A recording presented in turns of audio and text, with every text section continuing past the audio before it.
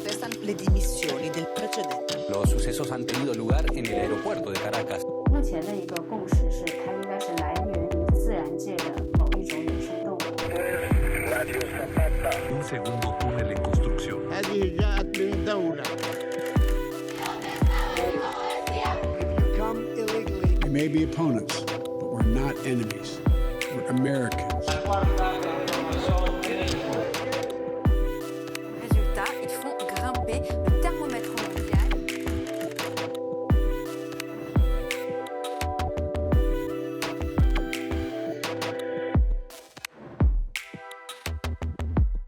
Bienvenidas y bienvenidos a Mextranjeros, el programa donde corresponsales internacionales nos hablan sobre los temas que más nos interesan. En esta ocasión hablaremos sobre las elecciones del Estado de México y cómo se recompone el país, también sobre las corcholatas de Morena y la oposición y lo que está sucediendo con las izquierdas en América Latina. Acompáñenos a ver las portadas de este mes. Tras la dispersión del humo por incendios forestales hacia el sur, misma que causó graves afectaciones a distintos estados de la Unión Americana, el gobierno canadiense sigue trabajando por apagar las llamas que arrasan a su país. Al momento, continúan activos 416 incendios, de los cuales 213 están fuera de control. Esto marca la peor temporada de incendios en la historia de Canadá, con más de 5 millones de hectáreas de tierras quemadas y miles de desplazados.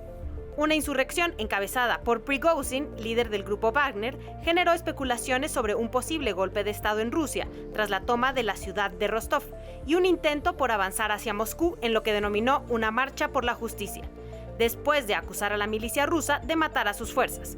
El presidente Vladimir Putin tomó medidas inmediatas bloqueando los caminos para blindar la capital y calificó a los rebeldes como traidores a la patria.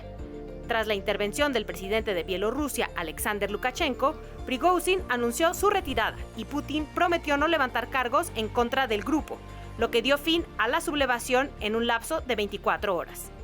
El pasado 12 de junio falleció el controversial Silvio Berlusconi, a quien se le recuerda por haber sido un parteaguas en la política italiana y por los numerosos escándalos de corrupción y de carácter sexual en los que se vio envuelto. Tras haber erigido un imperio mediático millonario, Berlusconi fungió como primer ministro de Italia en 3 ocasiones entre 1994 y 2011, implementando un gobierno populista de ultraderecha que inspiró el estilo de mandatarios como Trump, Bolsonaro y Orbán. El pasado 14 de junio, un barco que se calculaba transportaba cerca de 750 personas, se hundió a unos 80 kilómetros de Pilos, una península griega del Peloponeso, lo que resultó en una de las mayores tragedias marítimas en el mar Mediterráneo. A pesar de que las autoridades costeras fueron alertadas, no hubo un esfuerzo de salvamento contundente, lo que levantó serios cuestionamientos sobre la responsabilidad de Grecia ante su falta de acción para llevar a cabo un rescate. Tras el naufragio, solo hay 104 sobrevivientes, se han recuperado 82 cuerpos y el resto de los pasajeros permanecen desaparecidos, entre ellos egipcios, sirios, pakistaníes, palestinos y afganos. 4 niños indígenas que viajaban en una avioneta que se desplomó en la selva de Guavaire, en Colombia, lograron sobrevivir gracias a los cuidados de la hermana mayor, comiendo semillas, raíces y plantas que sabían que eran comestibles. Los niños fueron rescatados tras un esfuerzo de búsqueda de 40 días denominado Operación Esperanza, una alianza ejemplar que unió a comunidades indígenas y fuerzas militares colombianas. El Departamento de Justicia en Estados Unidos dio a conocer su acusación contra Donald Trump relacionada con los documentos clasificados que almacenó en Mar-a-Lago tras concluir su mandato. La imputación establece 37 cargos federales, incluida la retención ilegal de información clasificada y conspiración para obstruir a la justicia. Esta es la segunda acusación que enfrenta Trump y la primera de carácter federal hacia un expresidente de Estados Unidos. En Perú continúan las protestas en contra del gobierno de Dina Boluarte, quien cuenta con un muy bajo índice de aprobación. Los manifestantes exigen elecciones presidenciales legítimas anticipadas, así como justicia tras las agresiones de policías y militares que han cobrado la vida de más de 60 personas y dejado a más de 1.300 heridos en las protestas antigubernamentales. Al comparecer ante la Fiscalía por estos hechos, calificados como genocidio, Boluarte se declaró inocente y aseguró que no renunciará al cargo. El periodista guatemalteco José Rubén Zamora fue condenado a 6 años de prisión por lavado de dinero. Zamora se declaró inocente y aseveró que se trata de un caso fabricado y que no se respetó su debido proceso. Por otra parte, el Comité para la Protección de Periodistas ha calificado la detención de Zamora de injustificada, mientras que críticos del gobierno de Guatemala aseguran que las acusaciones son una respuesta a las investigaciones del periodista que denunció casos de corrupción del presidente Alejandro Giammattei. Se llevaron a cabo elecciones presidenciales en Guatemala en las que el candidato de izquierda, Bernardo Arévalo, sorprendió a todos obteniendo un 12% de los votos, lo que lo llevará a disputar el cargo con la ex primera dama Sandra Torres, quien obtuvo 15%. La segunda vuelta de votaciones está programada para el próximo 20 de agosto. Muchas gracias por acompañarnos a este Mextranjeros, que es el cuarto programa de esta quinta temporada. Acá seguimos en TV UNAM y en esta ocasión tenemos un programa muy interesante. Vamos a empezar con además un corresponsal que nos acompaña por primera ocasión, Samir Tounes, que es francés, pero además es director de la agencia de noticias France Press en México. Bienvenido, Samir, y esperemos que este es el primero de muchos acá en Extranjeros. Y cuéntanos qué nota nos traes el día de hoy. Muchas gracias, Sichel. Muy buenos días. Pues por supuesto, lo que me ha llamado la atención, como a muchas y a muchos, es la rebelión del grupo Wagner este fin de semana, ¿no? El pasado fin de semana. Entonces, me parece totalmente increíble que una milicia de 25.000 hombres, ¿no?, pueda desafiar a la segunda o tercera potencia nuclear del mundo. Yo creo que al día de hoy, unos días después de este levantamiento, ¿no?, hay más preguntas que certezas. Entonces, primera pregunta, ¿qué tipo de confianza puede el mando militar ruso tener en un ejército que no pudo defender una ciudad de 1 millón de habitantes, ¿no?, que estuvo entre las manos de la milicia durante casi 24 horas, Rostov, ¿no?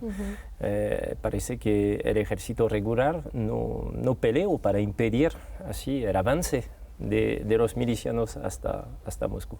Entonces, eso es muy sorprendente. El ministro de Asuntos Exteriores ruso acaba de decir además que seguía contando con este grupo para seguir operaciones, si no en Ucrania, pero en África, donde el grupo Wagner fue el brazo armado. Ya tiene años este grupo Wagner siendo el brazo armado de Rusia en Malí y Centroáfrica. Entonces, no sé si significa el debilitamiento como lo esperan Ucrania y los aliados occidentales de Ucrania, pero por lo menos llama muchísimo la atención.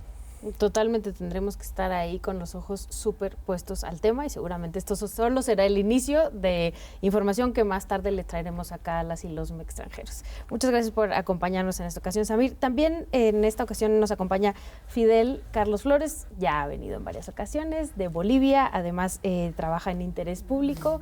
Muchas gracias por estar acá, Fidel. ¿Qué nota nos traes en esta ocasión? Gracias, Michelle. La nota que traigo y el tema es la visibilización de casos de pederastía en la Iglesia Católica Boliviana, ¿no?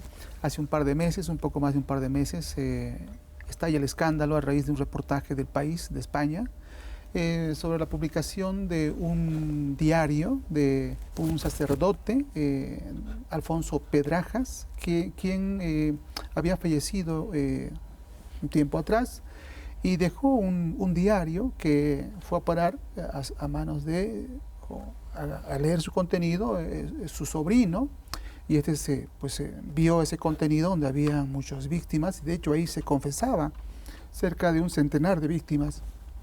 Esto llevó a que este sobrino, escandalizado también, lo mostró, fue a las autoridades ahí eclesiásticas en España, parece que no le dieron importancia, o bueno, por lo menos se minimizó, y llevó este contenido al periódico El País, y ellos sí lo hicieron una investigación también para contrastar datos y lo publicaron. A raíz de esto, obviamente, en Bolivia estalló un escándalo, surgieron más personas que fueron afectados, víctimas, y en función de esto, no solamente ese caso, sino varios.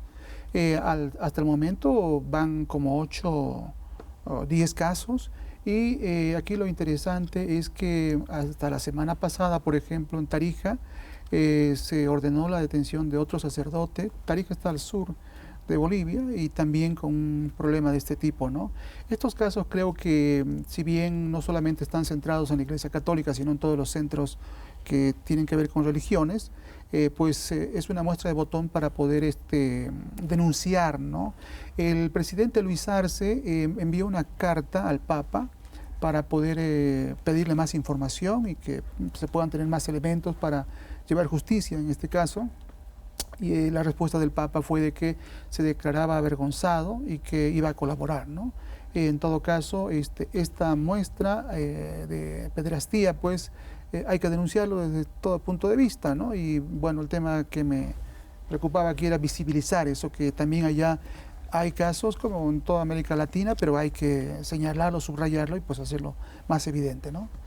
Totalmente, Fidel. También les recomendamos desde acá que escuchen, además de que lean el reportaje del País completo, que está muy bueno, que también escuchen uno de los últimos episodios del podcast de El Hilo, que ahí habla sobre este caso y explica muy bien este caso, como bien dices, para poder acompañar este proceso con las víctimas. Así es, esa es la idea.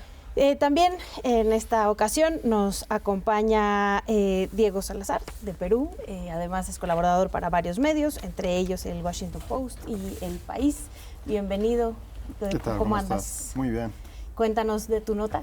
Bueno, más que una nota, es un momento que se está viviendo en distintos gobiernos de izquierda, que los triunfos electorales que ha habido en distintos países de la región, en Chile, en Perú, en Colombia, México mismo hace más tiempo, Brasil con la victoria de Lula el año pasado, y cómo esos gobiernos están fallando en su intento de satisfacer las demandas de la ciudadanía que los eligió y en cumplir las promesas que se hicieron en campaña. El caso más flagrante últimamente y más reciente es el del gobierno del presidente colombiano, Gustavo Petro, que se ha visto envuelto en una serie de escándalos en las últimas semanas, escándalos que comentaremos ahora, pero no es el único caso, ¿no? Hay una constante, si bien parecía, ya hemos discutido incluso en este programa en meses anteriores, como parecía haber esta llamada ola roja u ola rosa, ¿no?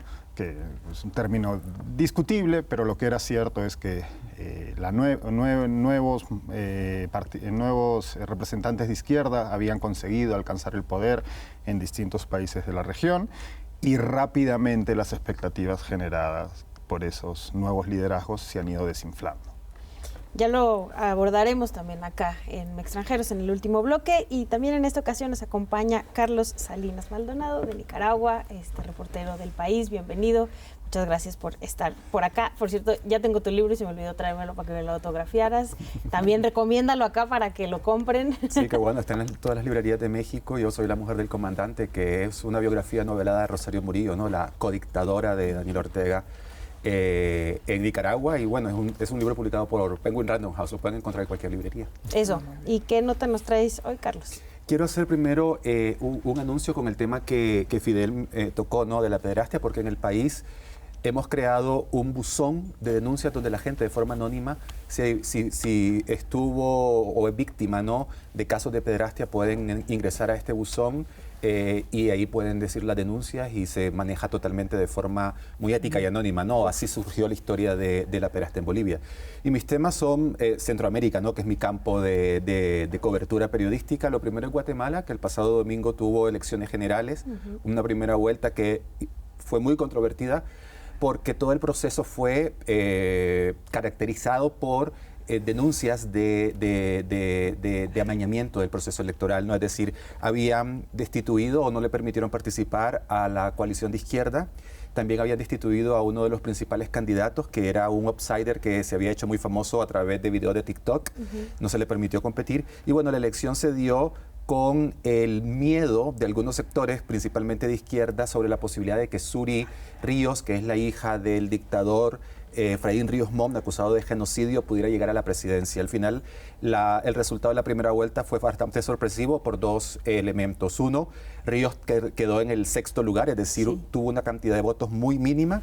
Y a segunda vuelta pasaron Sandra Ramos, esta ex primera dama, que es su tercer intento por llegar a la presidencia de Guatemala, y Bernardo Arévalo, que es un político que ha nacido de un movimiento que se llama Semilla, que no tenía ningún peso en Guatemala, pero ha dado la sorpresa en estas elecciones.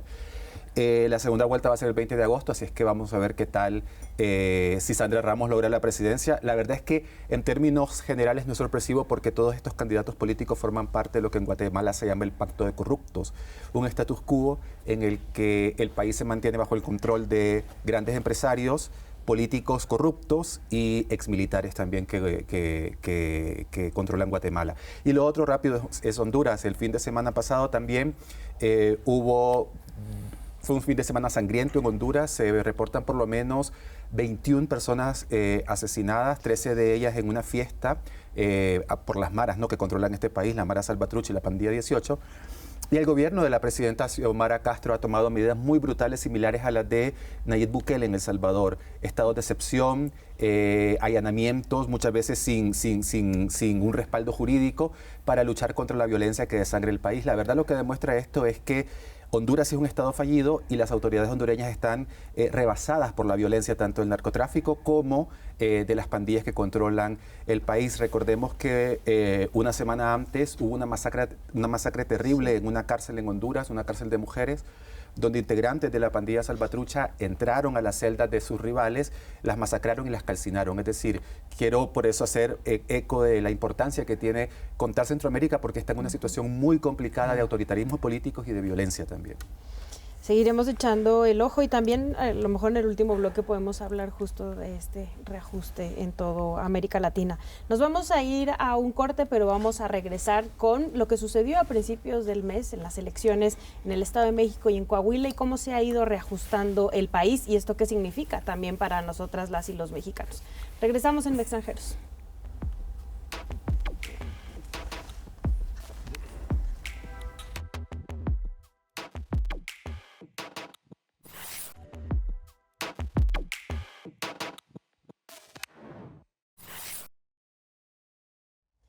Continuamos en Extranjeros y vamos a hablar sobre lo que sucedió sí a principios del mes, que fueron estos reajustes y estas elecciones en algunos estados, como lo fueron el Estado de México y Coahuila, pero nos parecía muy importante mantener, a pesar de que ya se va a acabar el mes, y hablar de esto, porque creemos que con estos ajustes el mapa político de México se sigue acomodando hacia ciertos espacios. Entonces, Fidel, nos gustaría que empezáramos contigo, que nos platicaras cómo viste, ¿no?, estos procesos electorales.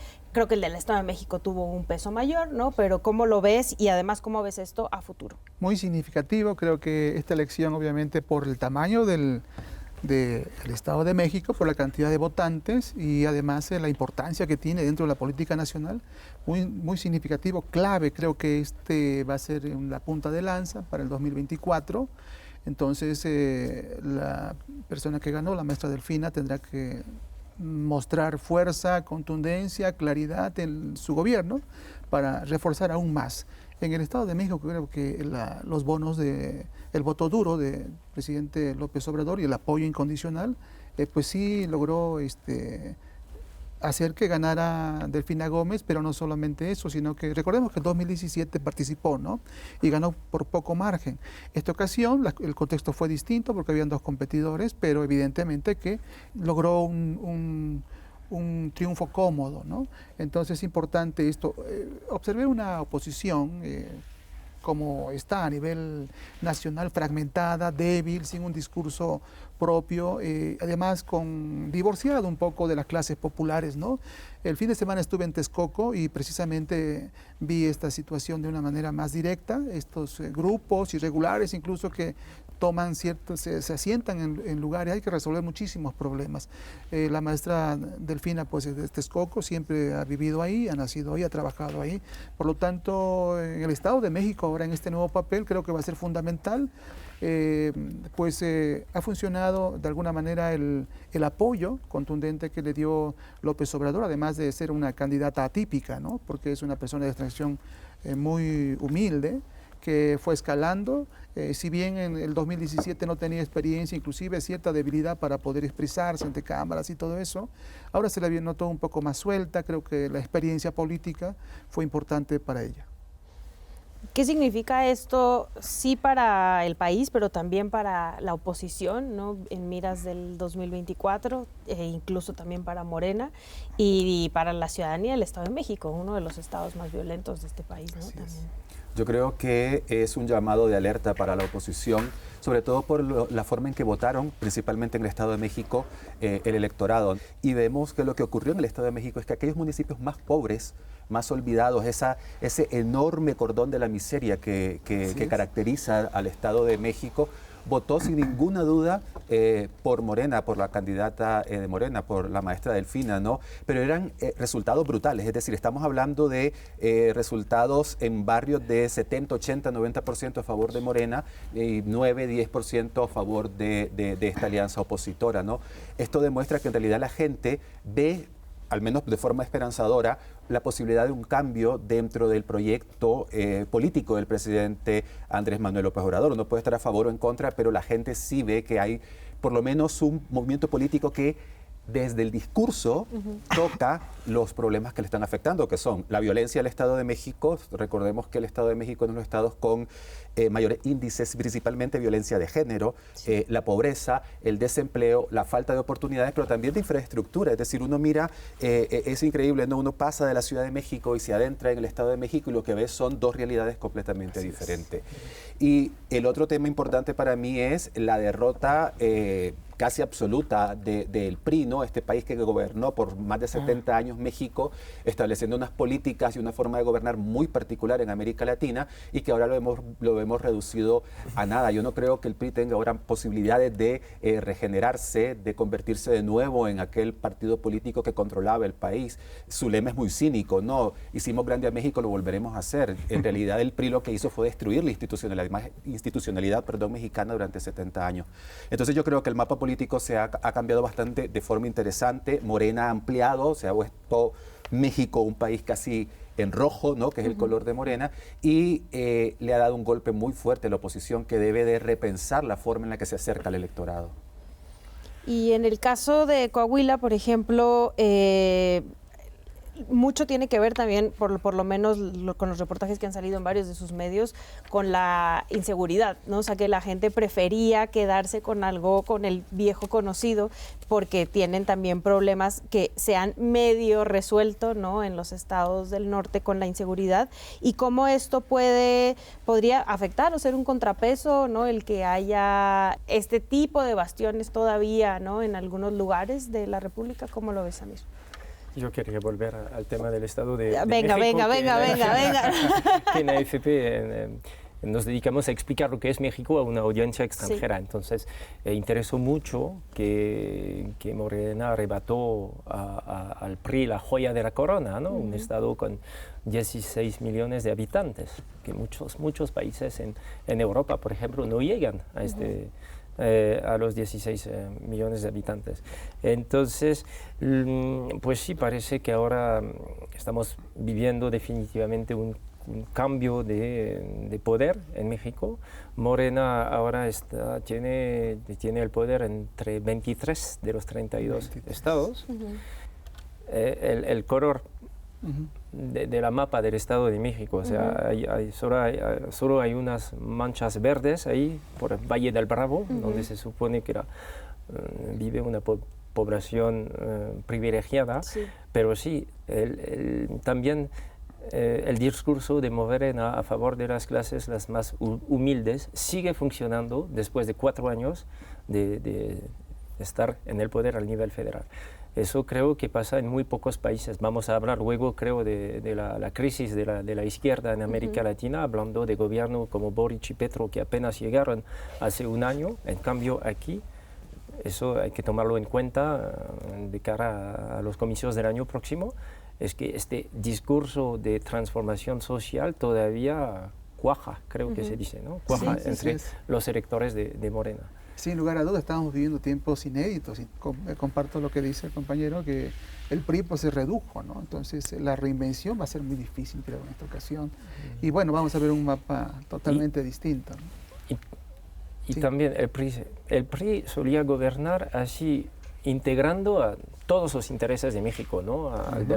De la patronal y de los obreros, de la ciudad, del ejército y de la sociedad civil. Pero Morena refuerza su poder, pero manteniendo este discurso de polarización, ¿no? Sí, los fifis contra los pueblos, la mafia del poder contra nosotros. Eso me llama la atención también. Pero al final del día no deja de ser solo un recurso retórico, porque lo que ha habido es una reestructuración del gasto público y ese gasto público se ha traducido en austeridad en sectores claves del Estado mexicano. La salud hoy en día corre peligro y otros aspectos claves del gran Estado mexicano, y ese dinero se ha trasladado a transferencias directas de dinero a los sectores más desprivilegiados del país. Entonces, sí, hay un lenguaje de confrontación constante, encabezado por el presidente López Obrador día tras día desde la tribuna de la mañanera, pero ese lenguaje en realidad luego no se transforma en políticas que afecten al gran empresariado o a las élites o a los llamados fifís. Y por otro lado, como bien explicaba Carlos, este cambio en el mapa del país en realidad lo que supone es el éxito de una estrategia de cooptación de la oposición por parte del presidente Andrés Manuel López Obrador. Porque si uno analiza quiénes son los candidatos que han ganado, no en el caso del Estado de México, pero sí en otros muchos estados y en gobiernos municipales, en realidad son candidatos que vienen del PAN, del PRI y de otros movimientos que han sido cooptados por Morena. En ese sentido, Morena sí tiene el mismo espíritu que tenía el PRI. Es el gran paraguas en donde caben todos. Vete tú a saber por qué intereses, ¿no? Pero hay una estrategia de cooptación Ojo, es una estrategia muy hábil políticamente hablando. Dicho eso, yo no sé hasta qué punto esa estrategia sea saludable para la democracia mexicana. Que no haya ya no una oposición fuerte o saludable, sino que no existe oposición, como podemos decir que hoy en día no existe oposición, al punto de que tenemos elecciones presidenciales a la vuelta de la esquina y no hay un solo candidato que asome la cabeza fuera de las famosas corcholatas de Morena. Voy a ampliar un poco, perdón, lo que decía el compañero, sobre todo del sector empresarial que tú dices. Creo que un acierto del presidente, y eso fue contundente, es que los grandes sectores empresariales hegemónicos en el país, los poderes fácticos económicos, pues en esta gestión creo que como nunca tuvieron que pagar impuestos que tenían que haberlos pagado mucho antes, ¿no? Esa señal es, creo, relevante e importante, incluso para generar una distribución de riqueza un poco más equitativa, ¿no? Es clave en el trato que tiene con los grandes consorcios. Claro, no ha aumentado impuestos, pero bueno, ha tenido otros movimientos y además en el trato, porque yo recuerdo, por ejemplo, el trato que tenían los grandes empresarios con Enrique Peña Nieto, pues dejaba mucho que desear, ¿no? En el trato. Pero es el mismo trato que tiene hoy en día el presidente con Ricardo Salinas Pliego, por ejemplo. Sí, pero con Carlos Slim. O con Carlos Slim. ¿Y qué me dices, por ejemplo? El presidente que quiere controlar quién compra el Citibanamex. Entonces, ¿cuál es la diferencia en el trato? Al final del día, si es el presidente y el Estado quien decide ganadores. En los resultados, la cuestión de los impuestos, que paguen impuestos, se me hace muy relevante. Y lo otro, por ejemplo, en el trato con, ¿cómo se llama? ¿Cómo apellida el que, para el transísmico, que tenía La REA. La REA, por ejemplo, ¿no? Fíjate cómo fue el trato para llegar a un punto, ¿no? De negociación independientemente, pero la figura, el carisma, el carácter para poder enfrentar, creo que nos da un mensaje de que en estos tiempos pues hay una forma distinta de al menos de tratar o de enfrentarse a esos poderes fácticos, ¿no? De enfrentarse a aquellos que no le dan la razón al presidente y que no desayunan con él en Palacio de Gobierno, sí, en el Palacio Presidencial. Pero ese es el problema. Sí, pero yo me quedo, por ejemplo, con eso. Hay un favoritismo de parte del presidente a ciertos poderes empresariales que están de acuerdo con él y que lo benefician. Muchos de ellos construyendo el Tren Maya, ¿no? Por ejemplo. Nos tenemos que ir a un corte, pero justo me gustaría que retomáramos lo que mencionabas, Diego, de la oposición, las corcholatas, ¿no? O sea, que hemos hablado mucho al respecto. Sí. Ya el nombre corcholata me parece bastante divertido, por decirlo menos. Nos vamos a un corte, pero regresamos en Extranjeros.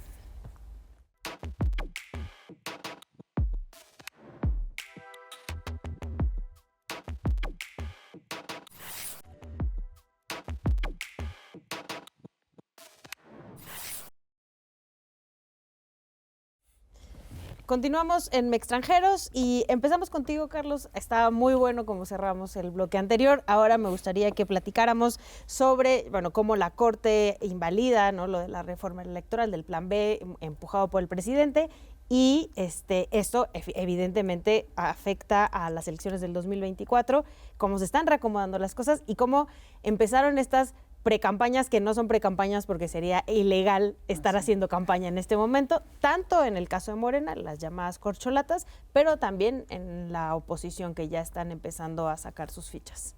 Sí, yo primero quiero hacer un asterisco, ¿no? Un pie de página, que una cosa que me llama mucho la atención es la participación o el interés de las mujeres en participar ahora en este proceso. En un país tan machista y donde son asesinadas 10 mujeres al día y donde ellas siempre estuvieron relegadas a papeles secundarios, pues me parece interesante, independientemente de cómo te caiga una Claudia Sheinbaum o desde la oposición, no una Lili Telles, pero me llama la atención. Ahora, en cuanto a todo este proceso, que sí, yo creo que sí se puede tildar un poco de ilegal, ¿no?, que es la precampaña que tiene todos los candidatos de Morena, a mí me sigue pareciendo que es la vieja maniobra del PRI, ¿no? Es decir, tenemos aquí a por lo menos 4 candidatos que están demostrando su interés por convertirse en el presidenciable del oficialismo y un presidente que lo está dejando pelearse entre ellos porque a la vuelta de la esquina yo creo que mi dedito va a ser el que va a tomar la elección, ¿no?, como dice López Obrador durante sus mañaneras. Sí me llama la atención, por lo que he hablado con electores, ¿no?, con gente de la calle, que tanto Marcelo Ebrard como Claudia Sheinbaum no representan para ellos sus intereses personales, es decir, lo que hablábamos anteriormente, ¿no?, las necesidades que tiene en general un 50% de la población de México que vive en pobreza, una cantidad bastante brutal para un país tan rico como este. Y muchos dicen, por lo que he hablado yo, que ellos apuestan más por Adán Augusto. Al final de cuentas, esto va a ser una decisión, yo creo que de la élite que encabeza el presidente, y mientras tanto ellos están haciendo una campaña bastante interesante, pero también violentando los mismos principios del Consejo Nacional de Morena. Es decir, Ebrard abrió la controversia ofreciendo al hijo del presidente una secretaría, primero la creación de una secretaría de la 4T y ofreciéndole al hijo del presidente este puesto, ¿no?, este cargo importante federal. Claro, él se desmarcó, y también el mismo presidente, ¿no?, dijo que su familia no se iba a meter en estos temas políticos preelectorales. Luego, Ebrard también ha prometido mantener los programas sociales del gobierno, esta cosa tan controvertida y tan terrible para mí que tiene que ver con el control del ejército de los proyectos insignias del presidente. Que eso lo prometieron todos, ¿eh? Todos están de la mano con el ejército. Adán Augusto también prometió transferencias importantes para el sector productivo del país. Él no puede estar hablando ahora de transferencias de ningún tipo de manera. Y Claudia Sheinbaum, aunque ha sido más prudente, ha hablado también del apoyo a las mujeres, ¿no?, porque el lanzamiento de su campaña aquí en el Monumento a la Revolución fue mujeres y madres, es decir, también la visión de que la mujer tiene un compromiso que es el de ser madre. Me parece que no es un discurso de izquierda, pero bueno, ella ha prometido también ayudas a las mujeres. Y por el otro lado tenemos a una oposición desmembrada completamente, que le ha sido difícil formar un consejo electoral.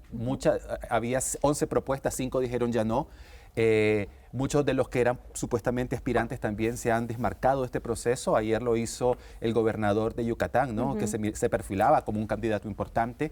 Y yo creo que dentro del mismo movimiento del opositor, ¿no?, Vamos por México, yo creo que la gente, los mismos políticos no ven que haya en realidad una posibilidad fuerte de competir contra Morena y dicen, no me voy a quemar en este momento, esperemos 6 años más a ver qué ocurre. Solo personajes como Lili Telles siguen empujando, ¿no? Fidel, ¿tú ves esto que decía Carlos? O sea, que es más de lo mismo, ¿no? O sea, está el dedazo de las corcholatas y también incluso en la oposición, ¿no? Yo creo que hay matices, y recuerdo a López Obrador desde la oposición, cuando era opositor. López Obrador es un fajador político, le llamaba, ¿no? Se siente mejor en el conflicto y obviamente genera planes, alternativas, escenarios, y en esta ocasión como gobernante está ejerciendo el poder. Y claro, le saca una ventaja y si quieres, aprovechando de la circunstancia, ¿no? Pero veo tiempos, veo tiempos distintos que están en un proceso intentando poner cambios y viviendo tiempos inéditos. Yo no lo había visto antes. Tiene, obviamente, arrastra toda la cuestión y la forma de hacer política del Prieto. Esa es una realidad. Y bueno, a mí lo novedoso y lo que me llama la atención es precisamente estos nuevos escenarios que se están alrededor de esto. Por ejemplo, el Plan C. No se me había ocurrido lo del Plan C. Ya desde el Plan B ya lo dijo en la mañanera que lo iban a vetar.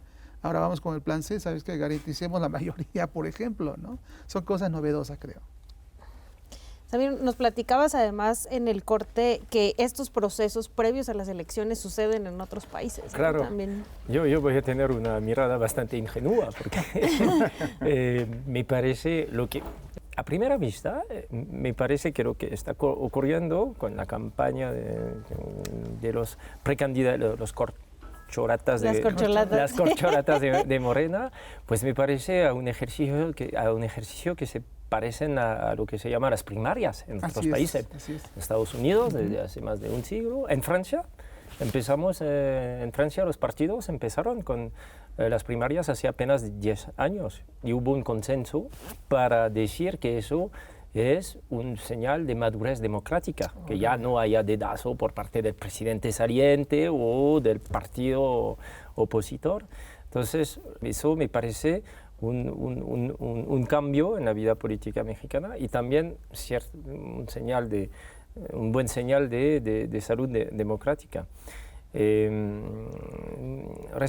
Respecto a la oposición, siempre también con esta mirada exterior, ¿no? Bastante nueva sobre las realidades políticas de México, siempre me ha sorprendido esta alianza entre el PAN y el PRD, ¿no? Es como si hubiera en Francia una alianza entre los socialistas y la derecha liberal. Eso, ¿cómo puede funcionar eso? No sé si puede que sea una pregunta ingenua, ¿no? Pero ¿cómo puede funcionar eso? Parece una alianza de circunstancias, ¿no? Que no tiene mucho futuro. Totalmente de acuerdo. Una alianza antinatural que obviamente genera, está respaldada por los intereses personales, diría, hasta sectoriales del partido, ¿no? Una última cosa, hay una ambigüedad todavía, ¿a quién van a consultar? O sea, se habla de una consulta abierta, en el país se lee una abierta consulta, pero a ver, una consulta abierta a la base militante de Morena o a todo el país? A todo el país, y son 5. Consultas abiertas. Son 5 consultas abiertas. Pero además, Diego, o sea, esto en este país es ilegal, ¿no? Es que eso es lo que yo comparto la idea en esencia de que, por supuesto, tener primarias. De hecho, en el Perú, por ejemplo, se aprobó primarias, la ley electoral, hace relativamente poco, ¿no? Y también en el Perú, el país de donde yo vengo, esto se vio como un avance democrático. Pero en todos los países del mundo, y esto ocurre en Francia, en Estados Unidos, en Argentina y en Chile, o en cualquier país donde hay un sistema de primarias, las primarias tienen reglas y tienen leyes. Y este gobierno y sus representantes están pasándose por el forro esas leyes. O sea, esta campaña que están realizando las denominadas corcholatas es ilegal. Tan abiertamente ilegal es que han creado un eufemismo, ¿no? Que no están compitiendo por ser el candidato, están compitiendo por ser el coordinador de la continuación de la cuarta transformación, ¿no? Ya esto es como, es orwelliano, ¿no? La paz es guerra y la inseguridad es seguridad. Entonces, sí, perfecto, está bien que existan estos mecanismos, pero pues hay que respetar la legalidad. Por supuesto, esto entronca perfectamente con la guerra abierta que existe desde la presidencia del gobierno contra el principal instituto electoral del país. Instituto que el presidente quiere desaparecer, ¿no? Y por supuesto, el presidente nos ha demostrado una y otra vez que si la legalidad le da la espalda, le da exactamente igual. Hay un claro ejemplo de esto, y es que hace una semana el presidente confesó abiertamente en una mañanera que le habló a los ministros. Que le habló a los ministros, a los jueces, para interceder para que no decretaran inconstitucional un proyecto de su bancada. Estaba interfiriendo con el sistema de separación de poderes de México. Y aquí no pasó nada. Y es lo mismo que ocurre con el tema de las campañas electorales, ¿no? Estamos viviendo tiempos inéditos a nivel político. Pues eso, pero entonces, ¿en qué se diferencia, más allá de ciertos discursos, esto del priato? Es una cuestión de tiempo. O sea, ¿por qué un presidente, por qué seguimos diciendo que este gobierno tiene sólidas bases democráticas, es un gobierno de izquierda, si no tiene nada que mostrar a ese respecto? O sea, es un gobierno abiertamente antidemocrático que tiene una guerra abierta contra todos los organismos autónomos que se han construido en los últimos 20 años en México, precisamente para controlar el poder de la presidencia, que como todos sabemos en México, el presidente es rey. Entonces, para poder controlar esto, se crearon ciertos organismos autónomos. Esos organismos autónomos son el enemigo jurado de este presidente. Y además, este presidente le ha entregado buena parte del poder del país al ejército. ¿Qué tiene de izquierda eso?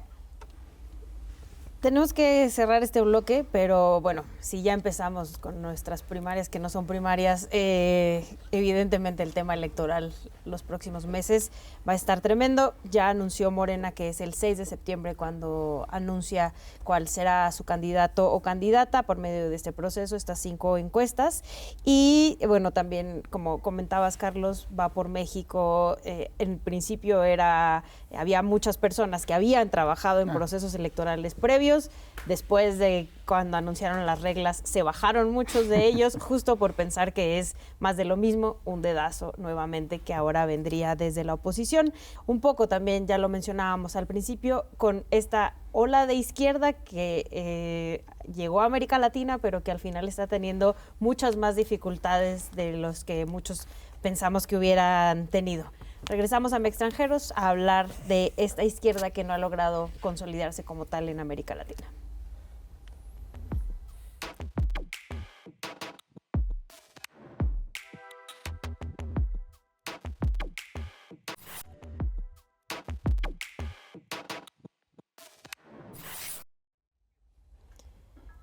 Continuamos en Extranjeros. Muchas gracias por mantenerse acá atentos y atentas con nosotros. Como les decía, el siguiente bloque lo vamos a dedicar a América Latina y a las izquierdas. Y me gustaría, Diego, que nos dieras este contexto y este panorama de por qué no se ha logrado esta consolidación de las supuestas izquierdas que venían casi a cambiar, ¿no?, al continente.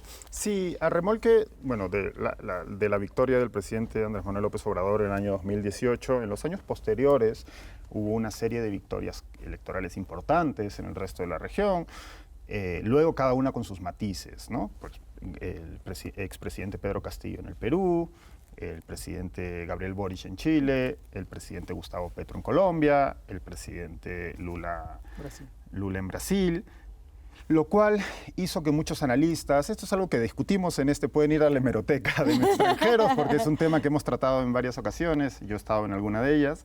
Esto hizo que muchos analistas empezaran a hablar de una suerte de ola roja o ola rosa, ¿no? Y que prometía una serie de cambios en la región. Yo ya en su momento inserté algunos matices porque creía que, y creo que todavía ese es el caso, existen ciertas diferencias importantísimas en la manera en que estos distintos líderes de izquierda ven sus países, ¿no? Por ejemplo, para mí una de las diferencias más claras en ese momento, ahora vamos a hablar de los problemas últimos, pero era, por ejemplo, la mirada, la perspectiva respecto al cambio climático y a los hidrocarburos del presidente mexicano Andrés Manuel López Obrador, que tiene una estrategia 100% enfocada en el petróleo, ¿no? Y de hecho en compra refinerías y darle más peso a este combustible fósil.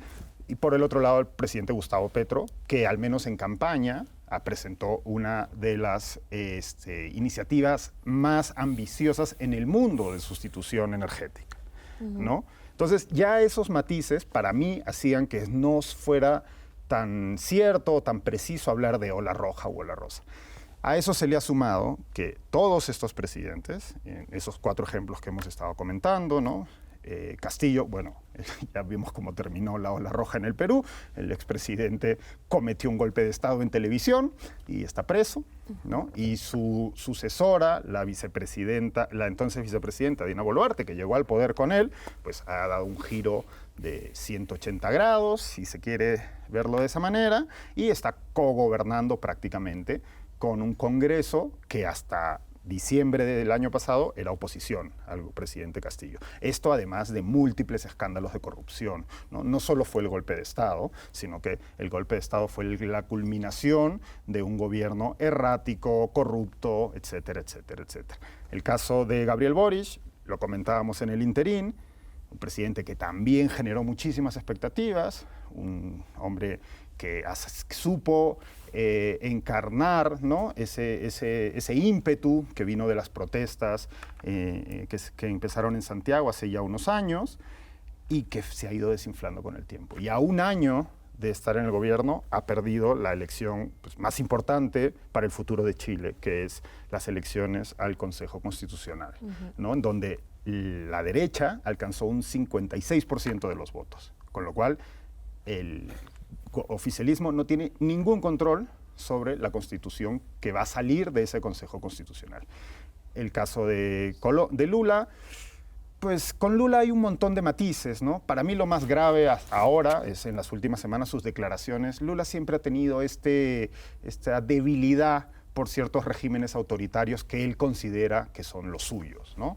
La defensa cerrada de Maduro y Venezuela, en donde según él todo lo que se dice de Venezuela y ese régimen autoritario son narrativas impulsadas por sus enemigos y ante la OEA el gobierno brasileño estuvo luchando la semana pasada para intentar bajarle el tono a una dura carta que la OEA estaba presentando, criticando el gobierno dictatorial del presidente Daniel Ortega. Y en el caso de Colombia, el gobierno del presidente Gustavo Petro ha alcanzado una velocidad pedrocastillana de escándalos, ¿no?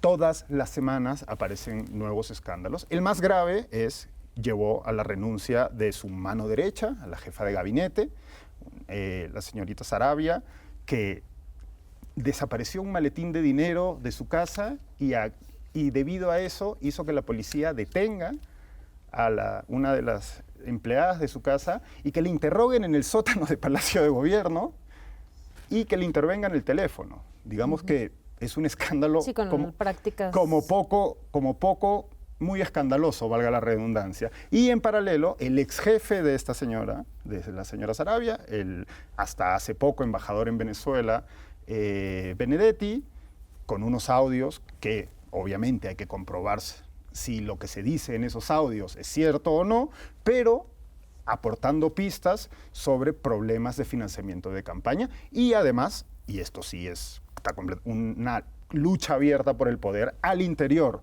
del gobierno de Petro, ¿no? Entonces, tenemos todo este panorama que complica a gobiernos que prometieron mucho en un inicio, que llegaron con una ola reformadora, y que hoy en día pues, están languideciendo y uno de los cuales pues, ha terminado en cárcel para el presidente, ¿no? Para llegar al poder, obviamente, tuvieron que hacer coaliciones, esa es mi perspectiva. Esas coaliciones se fraccionan y bueno, ya no pueden, ya tienen un problema que frena todas las iniciativas que hagan, ¿no? Entonces, es algún escenario, frenan las iniciativas o proyectos de ley que mandan porque quieren hacer reformas y todo eso, entonces queda ahí prácticamente congelado y no solamente eso, sino que la parte legislativa se viene convirtiendo prácticamente en opositor, entonces queda ahí atrapado, ¿no? Yo recuerdo en el caso, por ejemplo, de Bolivia, ya por los entre 70 y 80 había un presidente que es de la Unión Democrática Popular que llega al poder, Hernán Siles Suazo, con estas coaliciones, con un discurso esperanzador, pero que lo frenan en la Cámara. Se llega al extremo de que al no poder hacer nada, ningún proyecto de ley, el presidente hace una huelga de hambre. Imagínate ese escenario totalmente surrealista, ¿no? Entonces, evidentemente, una de las causas, creo, estas cuestiones que no están, prometen, pero a la mera hora de cumplirlas, pues no se puede, ¿no? Responden a ciertos momentos. Recordemos que esta ola de izquierda ya había venido en América Latina 10 años atrás, ¿no? Y luego vinieron Bolsonaro y toda la gente, ¿no? Y ahora vuelve otra vez. Entonces, creo que ese es el escenario que habría que tocar. Yo tengo que retomar un poco el tema de Chile porque a mí se me preocupa bastante y me parece algo absolutamente escandaloso. No es solo que la derecha logró triunfar en esta elección clave para el gobierno del presidente Boric, sino que estamos hablando de una izquierda que representa lo peor de Pinochet y que no se calla además en su cinismo y en la desvergüenza que tiene en sus mensajes, ¿no? Este tipo Khan me parece alguien súper peligroso, fascista de primer nivel, y la gente lo ha votado y su popularidad sigue creciendo con mensajes que son casi hitlerianos, es decir, es un escándalo para Chile que se había proyectado como un país moderado en términos políticos, ¿no? Después de tantos años de la concertación, una derecha más o menos tragable, por decirlo así, moderada también, y ahora llegar a este asunto de una constitución que se suponía que tenía que dejar atrás todos los problemas que había causado Pinochet y que prácticamente va a quedar similar bajo los intereses de esta nueva derecha atroz, ¿no? El otro tema también tiene que ver en Sudamérica, Argentina. Alberto Fernández llegó al poder con muchas expectativas y con muchas esperanzas, ¿no? Un tipo que se miraba también moderado, de verdad, de izquierda, ¿no? Que se convirtió también en un fracaso absoluto. La economía argentina está tan debilitada, el peso argentino es un desastre total. Los argentinos no saben qué hacer con la economía. Todos los lunes aumenta la valorización, la caída del valor del peso. Si hoy entras a una tienda, en Argentina han contado los empresarios al país, ¿no? Las pequeñas empresas dicen, yo el lunes tengo que cerrar, porque es que no me sirve vender algo que cuesta 100 pesos si ese lunes ya no va a costar lo mismo y no puedo hacer transferencias ni nada. Es decir, es un desastre absoluto lo de Argentina. Y hoy, me refiero a estos días, la izquierda ha intentado formular un candidato de unidad para las próximas elecciones, ¿no? Lo interesante es que el candidato de la expresidenta y la vicepresidenta, Cristina Kirchner, no quedó, pero tampoco el de Alberto Fernández, y han escogido, para mí, que me parece asombroso, al ministro de Economía, Massa, que tiene ese gran problema ahí. Es decir, lo de Argentina es un quilombo, como dicen ellos, que solo ellos entenderán con el peronismo, ¿no? Y un último detalle tiene que ver con otro gobierno de izquierda, que en realidad me parece que no es tal, el de Xiomara Castro en Honduras. Claro. Ha tomado un país que es un estado fallido, como decía yo anteriormente, tomado por las maras, tomado por el crimen organizado. O sea, Honduras es en realidad una pista de aterrizaje del narcotráfico. Está absolutamente controlado por el narcotráfico. Todos los días hay una matanza terrible en Honduras porque ahí hay un pleito brutal entre los distintos cárteles que quieren controlar esa zona y que ya está controlada por ellos. Y la presidenta Xiomara Castro, que también se ha vendido como una mujer de izquierda, no ha tenido otra opción que derechizarse, es decir, tomar las mismas medidas de Bukele en El Salvador. Y ya sabemos que Bukele, que ha formado esta autocracia familiar, él controla El Salvador con sus hermanos, va camino a una dictadura en Centroamérica, una nueva dictadura en Centroamérica, y desesperada porque no sabe qué hacer, porque no puede confiar en su gabinete, porque ha tenido que destituir a su ministro de Seguridad, Xiomara Castro dice, pues el camino para mí es precisamente derechizarse y establecer pautas muy, muy arbitrarias y muy brutales como las que ha hecho Bukele en El Salvador. Samir, tenemos medio minuto, pero me gustaría que nos dieras rápidamente que esto no solo sucede en América Latina, ¿no? Claro, bueno, los problemas es súper complicado que... o sea, las izquierdas están atravesando un momento súper difícil en Europa, como lo saben, ¿no? Ayer en Grecia Tsipras falló en su intento de volver al poder frente al primer ministro saliente de la nueva democracia. En Finlandia la primer ministra, que era la más joven, perdió, y ahora en Finlandia hay un gobierno de coalición entre la derecha y la extrema derecha nacionalista, y a ver lo que va a pasar en España en el próximo 23 de julio, con el que parece que el PSOE Pedro Sánchez está en una situación muy complicada y que pueda perder el poder frente al Partido Popular, y también con el auge de Vox. Entonces, es eso. Hoy parece que los partidos de izquierda lo tienen muy difícil para mantenerse al poder, incluso cuando tengan unos resultados, porque claro.